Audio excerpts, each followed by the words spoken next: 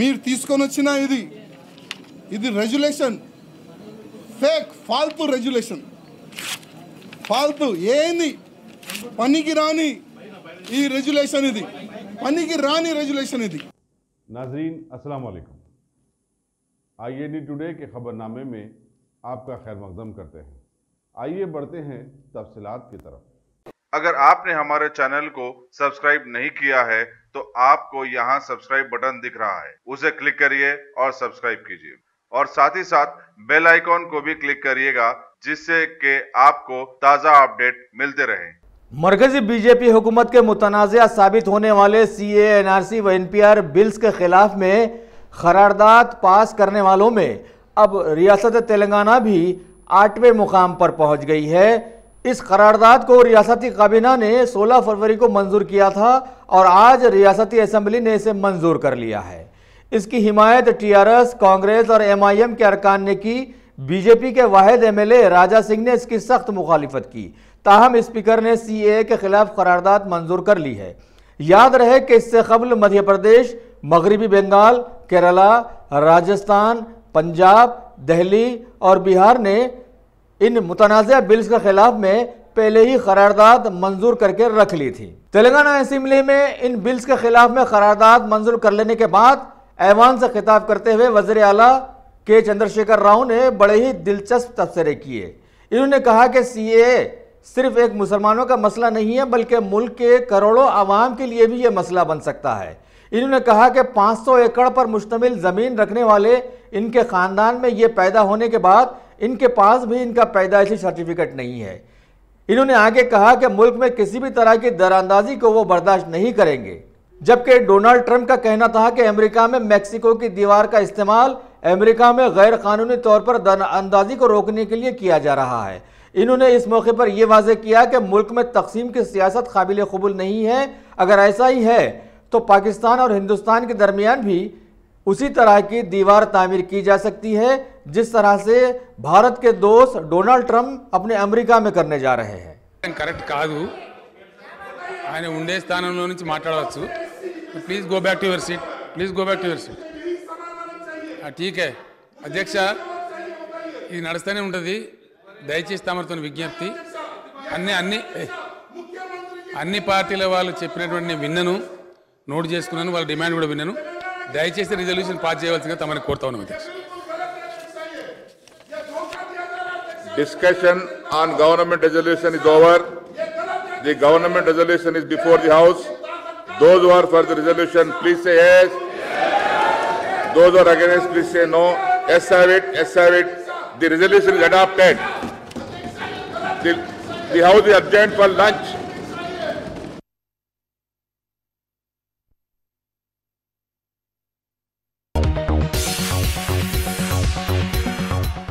Telangana assembly के इजलास में रियासती आवाम की देरीना ख्वाहिश के मुताबिक मरकजी बीजेपी हुकूमत के मुल्क के करोड़ों दानिश्वरों की जानिब से अलानिया मुल्क दुश्मन साबित किए जाने वाले मुतनाज़ा CAA, NRC व NPR बिल्स के खिलाफ में रेजोल्यूशन पार्क करवाने के शदीद मुतालबे को TRS हुकूमत की जानिब से मंजूर कर लिए जाने वाले माहौल में आज वक्फ बोर्ड चेयरमैन मोहम्मद सलीम ने ख़ास तौर पर अपनी सारी मसरूफियात तर्क करते हुए बड़ी उजलत में वज़ीर दाखिला मोहम्मद महमूद अली के साथ CM KCR से मुलाकात करते हुए उनकी तारीफ़ों के पुल बांध दिए और उन्हें मुबारकबाद पेश की और एक गुलदस्ते के साथ अपनी नेक ख्वाहिशात का इजहार भी किया।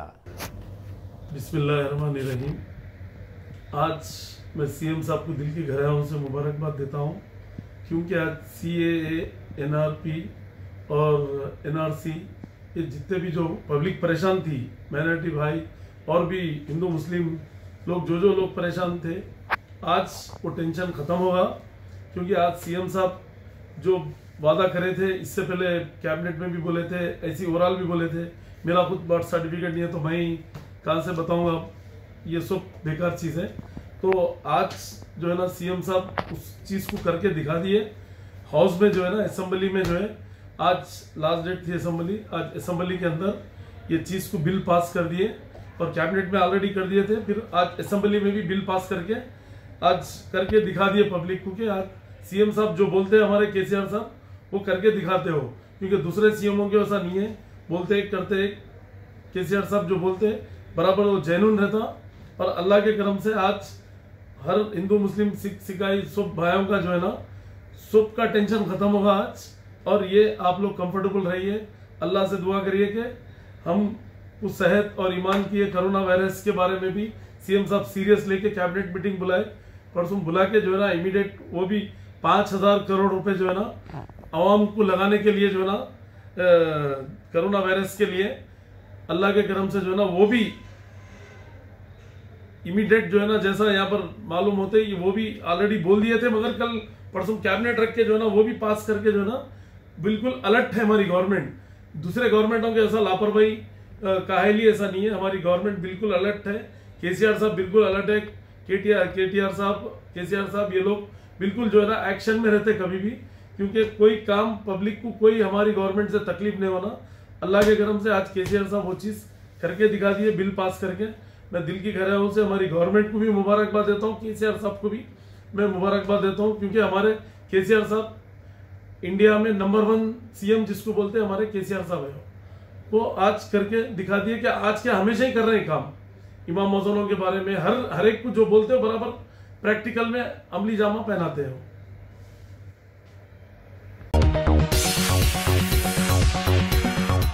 तेलंगाना जनता समिति पार्टी के कन्वीनर प्रोफेसर कोदंडराम ने आज अपने कुछ साथी लीडर्स कोंडा विश्वेश्वर रेड्डी, साबिका वजीर Prasad Kumar, ex MLA T Ram Mohan Reddy के हमरा चिरलापल्ली जेल जाकर वहां पर महरूस रखे गए तेलंगाना कांग्रेस के जीदार लीडर वो मल्काजगिरी के एमपी रेवंत रेड्डी से मुलाकात की और खैर सगाली का मुजाहरा पेश किया।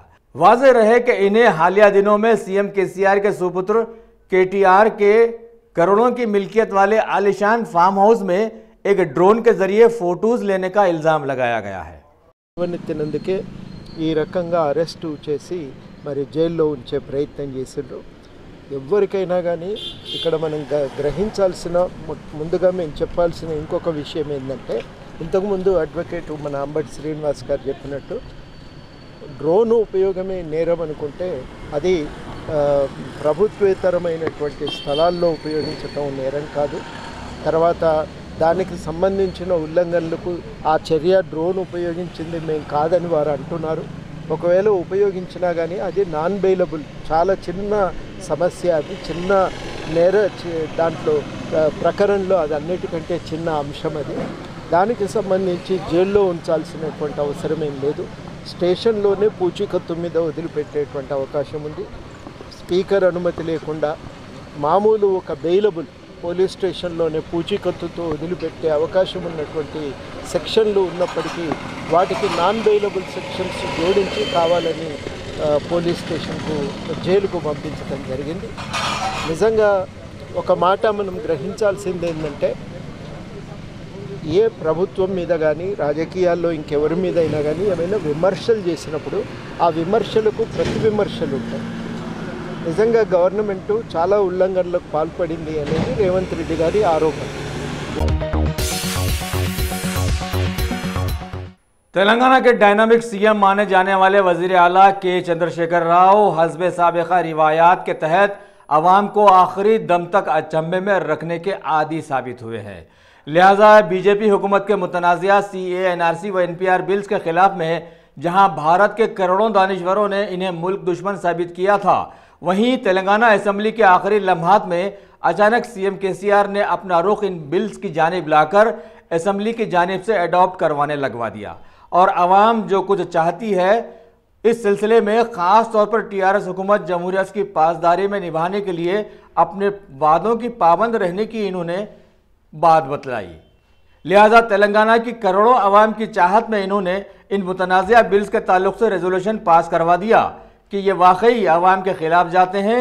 लिहाजा रियासत तेलंगाना अवाम की ख्वाहिश के मुताबिक ज़ोर ज़बरदस्ती से परे इन बिल्स को रियासत में लागू नहीं करवाएगी, जबकि इनकी पार्टी के TRS MPs ने पहले ही इन मुतनाज़िया बिल्स की पार्लियामेंट में ना कोई अगवाई की थी और ना ही तायद की थी।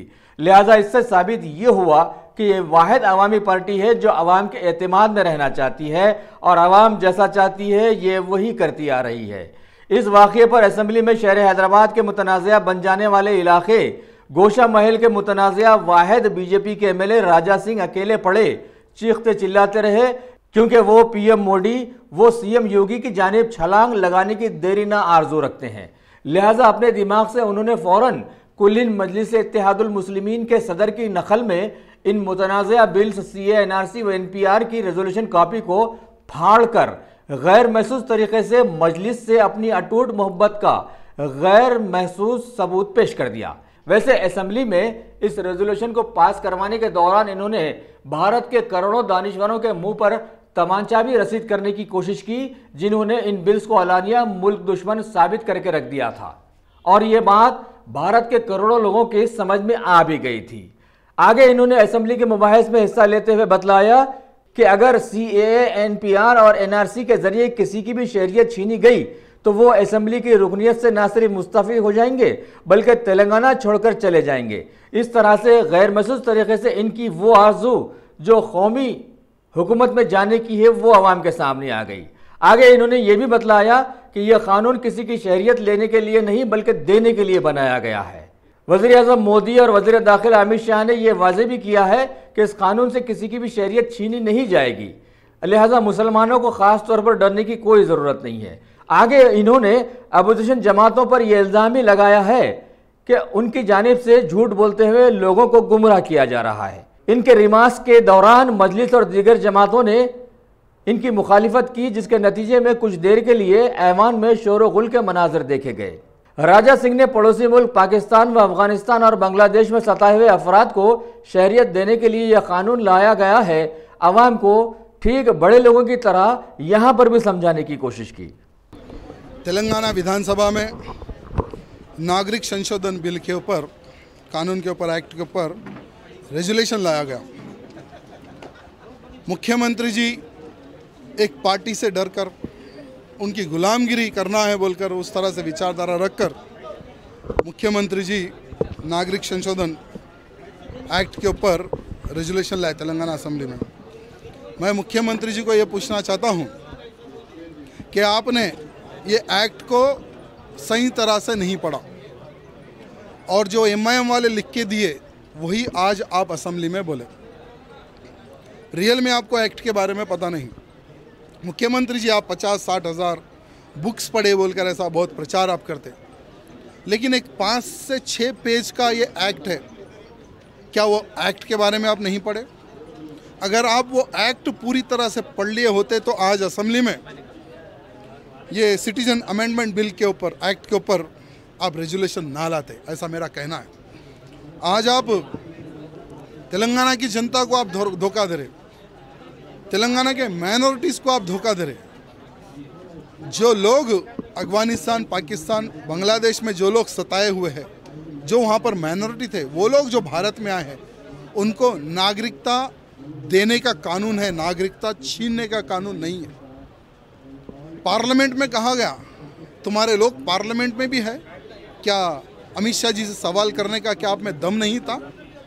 एमआईएम के 2 सांसद हैं, क्या इनमें दम नहीं था? अमित शाह जी से, प्रधानमंत्री से सवाल करना था आप लोग, वहाँ पर तो सवाल नहीं करे। आज यहाँ पर आपके सपोर्ट में तेलंगाना सरकार है और मेजॉरिटी में बोलकर आज यहाँ पर रेजोल्यूशन लेकर आए। लेकिन तेलंगाना जनता को मैं यही कहना चाहूँगा कि SC, ST, BC अनेकों नामों का भी उल्लेखन किया गया एमआईएम द्वारा। किसी को इस एक्ट से डरने की ज़रूरत नहीं है, खास करके माइनॉरिटी को, भारत देश के माइनॉरिटी को, भारत देश के किसी भी नागरिक को ये एक्ट से डरने की ज़रूरत नहीं है। अगर भारत देश के किसी माइनॉरिटी को, किसी भी हिंदू को, किसी भी SC, ST किसी को भी अगर प्रॉब्लम आता है, मैं राजा सिंह ये कहना चाहूँगा कि ये तेलंगाना छोड़कर मैं चले जाऊँगा इस्तीफ़ा देकर, क्योंकि एक्ट के बारे में मुझे पता है। ये एक्ट लोगों को आसरा देने वाला एक्ट है, लोगों को सपोर्ट करने वाला एक्ट है। ये एक्ट मान्यता देने का है, ना कि छीनने का नहीं है।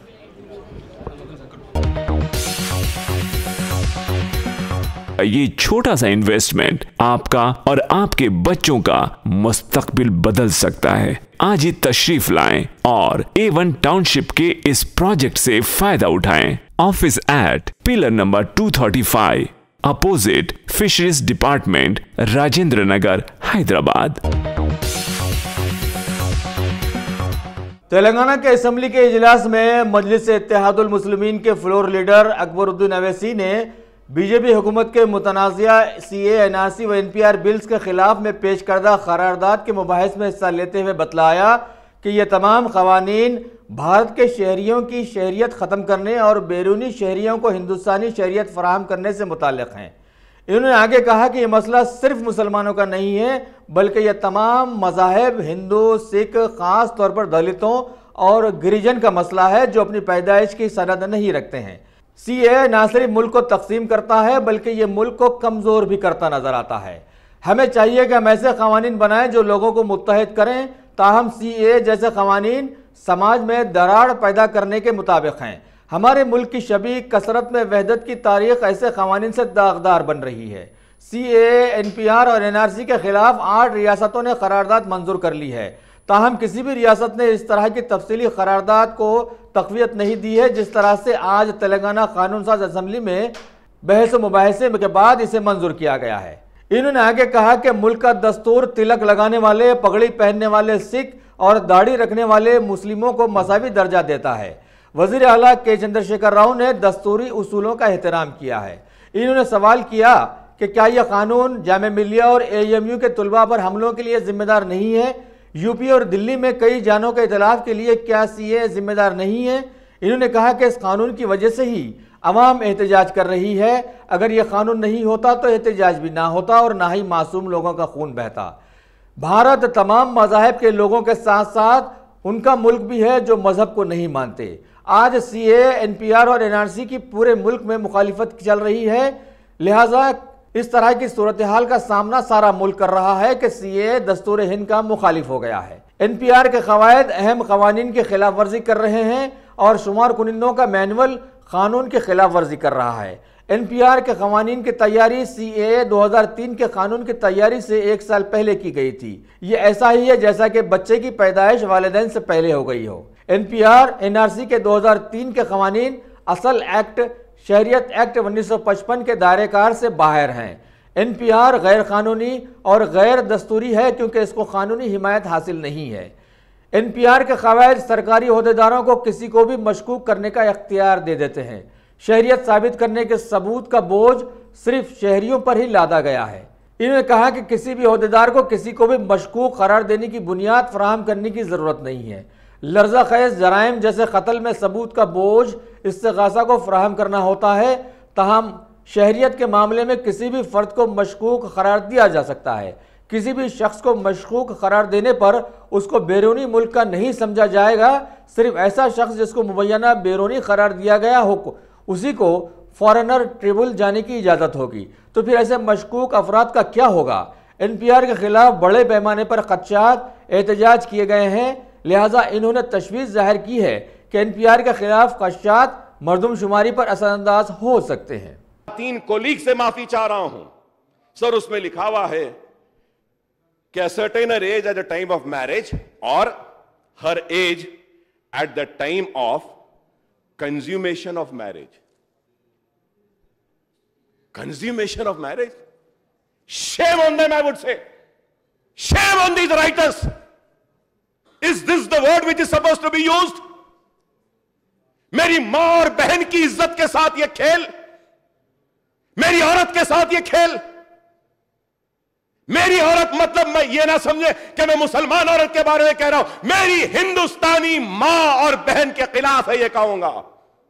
How can you use this consummation? अफसोस है साहब, ऐसे गंदे कानून ऐसा बताते हैं। इस वास्ते हम कह रहे हैं कि इस कानून को खत्म करना है। शादी की तारीख बोलो, उसके बाद ये बोलो, क्या है सर ये हुकूमत कहां ले जा रही है इस मुल्क को? ये दिल्ली की सरकार कहां ले जा रही है? मैं पूछना चाहता हूं मोदी साहब से, कहां ले जा रहे हैं आप? कहां ले जा रहे हैं इस मुल्क को अमित शाह साहब? क्या यह अखलाक है? यह औरत का सम्मान है? क्या औरत के स्वाभिमान को आप इस तरीके से ठेस पहुंचाएंगे? आप बताइए।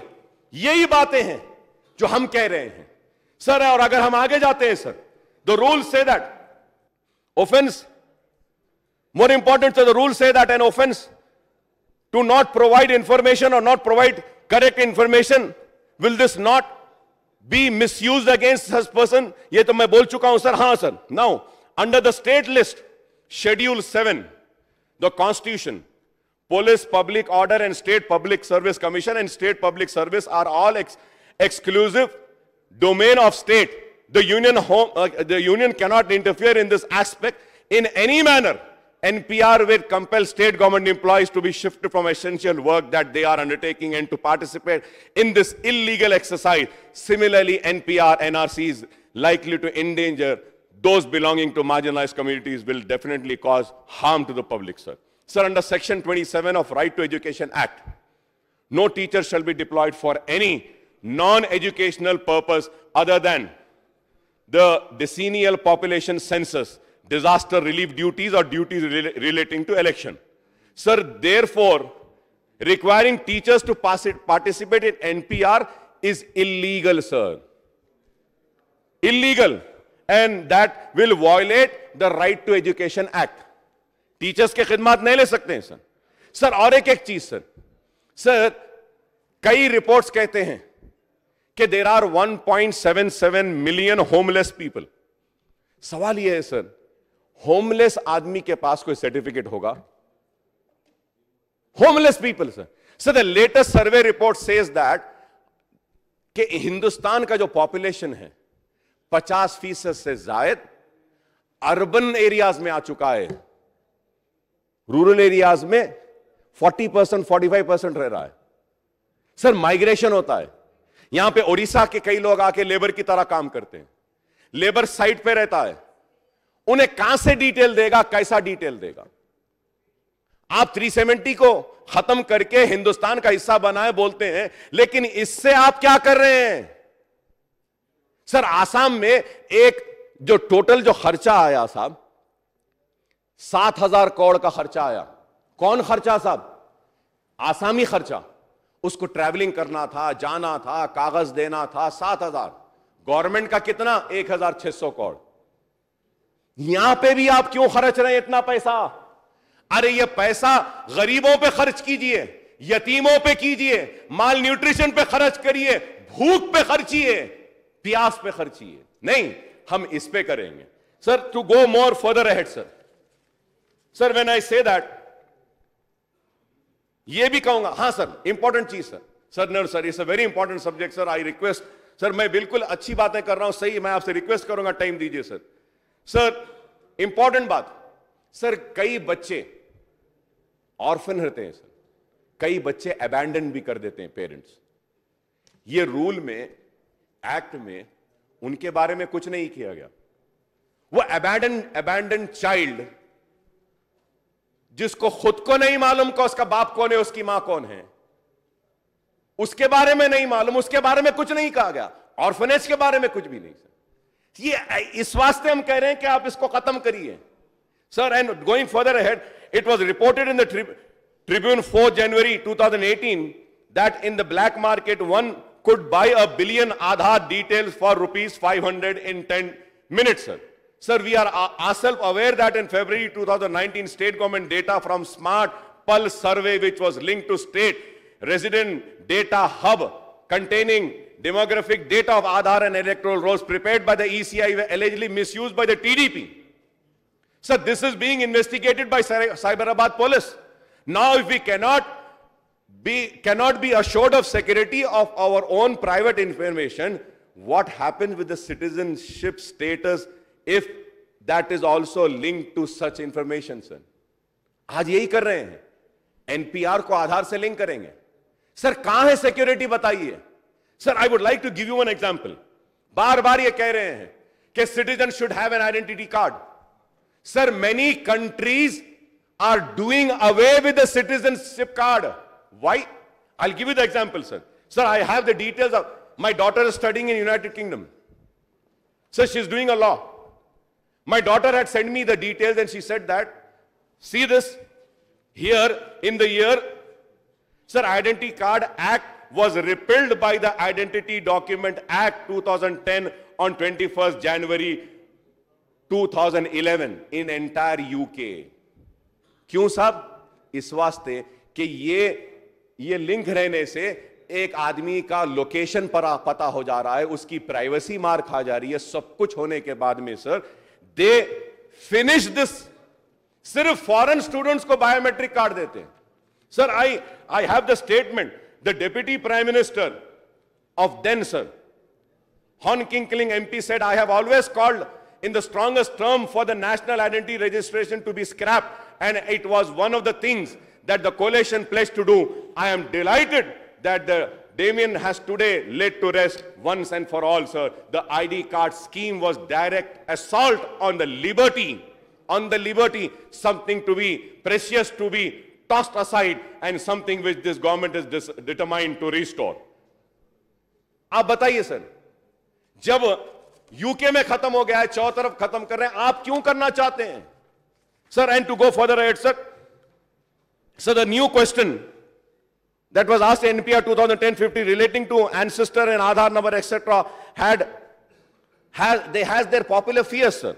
So there is a countrywide agitation that has given a call for boycott of NPR due to a reason mentioned above, and state governments have also received several representation from civil society organization, people movement. The state government has received a representation and feedback from state government employees that they fear a confrontation to the mixing of census exercise and NPR exercise, and apprehensions have been expressed. The state government employee may not be able to discharge their duties without fear, sir. More than 100 esteemed economists of the country have also expressed their opinion in writing the NPR exercise should be dealing from the census exercise, and that the census exercise should be saved under all circumstances, sir. Since there is a link between CA, NPR, NRC, our party has been totally opposed to CA. When the BJP government brought the Citizens Amendment Act Bill 2019 in the Lok Sabha in December 2019, my party president and the Honorable Hyderabad MP, Barrister Asaduddin Owaisi Saab, tore up the bill in the House and reminded the Parliament that he was following in the footsteps of the father of the nation, Mahatma Gandhi, who had turned up the similar citizenship bill while Gandhi was in South Africa, sir. Sir, I point out earlier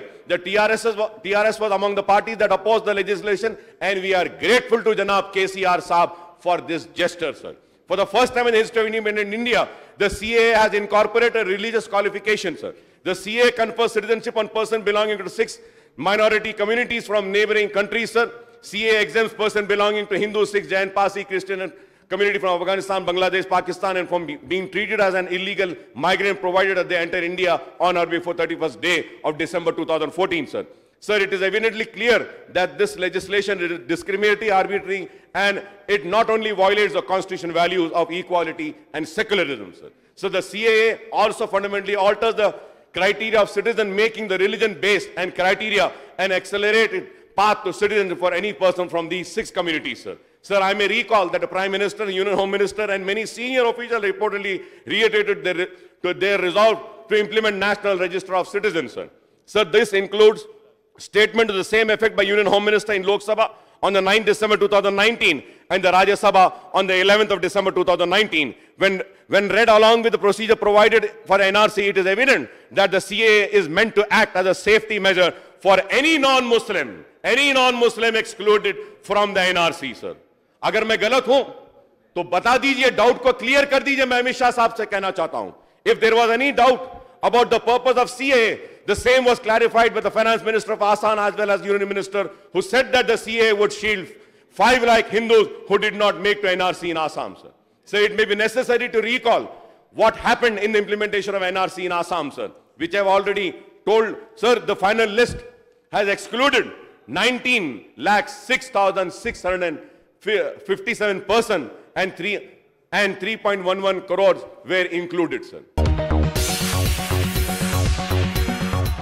Ghazi kidney centre and multi speciality hospital, गुर्दे और बवासीर के इलाज का 40 साल मशहूर hospital, जहां हजारों पेशेंट्स क्योर हो चुके हैं। Doctor Husaini international national award winner और दूसरे डॉक्टर्स और लेडी डॉक्टर्स की जेर खिदमत गुर्दे के तमाम अमराज का मुकम्मल ट्रीटमेंट किया जा रहा है। गुर्दे फेल हो चुके हों, डायलिसिस करवा रहे हों, याद रखिए डायलिसिस कोई इलाज नहीं, इससे 1% भी गुर्दे रिकवर नहीं होते। हाँ, डायलिसिस टेम्पररी रिलीफ दे सकता है, लेकिन हमारे ट्रीटमेंट से गुर्दे फिर से फंक्शन में आ सकते हैं। गुर्दे श्रिंक हो गए हों या सिस्ट हो, गुर्दे की पथरी हो, कैसी भी गुर्दे की तकलीफ हो, या पाइल्स यानी बवासीर, चाहे ब्लीडिंग हो या कोम, बगैर ऑपरेशन मुकम्मल क्योर ट्रीटमेंट का एक ही center, Ghazi kidney center, DLRL main road, opposite Vikas high school, Chandrayangutta, Hyderabad. Cell 9966930824 या 9391326261।